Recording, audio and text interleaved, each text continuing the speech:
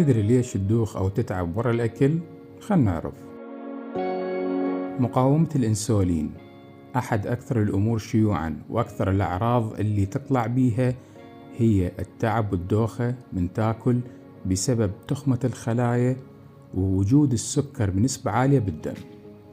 كثرة الأكل والتخمة بالوجبات من أسوأ الأمور اللي واحد يسويها، لأنه تراكم الأكل بالمعدة راح يخلي الدم ينتقل من جميع أجزاء الجسم وخصوصاً الدماغ إلى المعدة، لذلك يقل الضغط عندنا، وخصوصاً بالنساء اللي ضغطهم يكون هابط من تاكلون وجبات يحسون بالدوخة أكثر.